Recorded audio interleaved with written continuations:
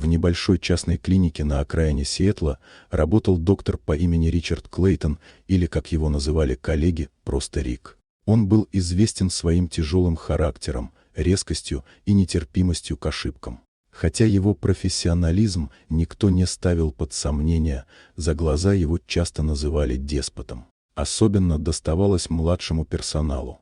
Однажды вечером, уже после окончания приема, в ординаторской осталась лишь одна медсестра Эмма Уилсон, молодая, скромная девушка, только недавно начавшая работать в клинике. Она занималась отчетами, когда Рик ворвался в помещение, заметив ошибку в одной из карточек пациентов.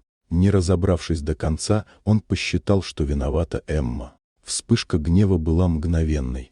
Он ударил ее по лицу, а затем грубо выгнал из ординаторской, потребовав больше не приходить на смену. Эмма не пыталась оправдываться. Она просто вышла, стараясь не расплакаться при других, собрала вещи и уехала. Никто из персонала тогда не вмешался слишком хорошо, все знали, каким может быть доктор Клейтон, и каждый предпочитал держаться в стороне.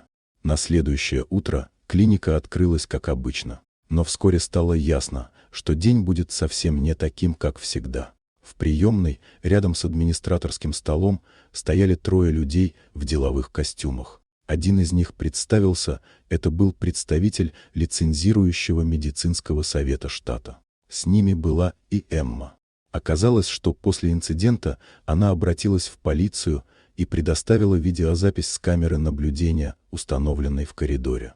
Видео отчетливо показывало момент удара и последующий выгон. Жаловалась она не ради мести, а потому что боялась, что кто-то другой может пострадать так же.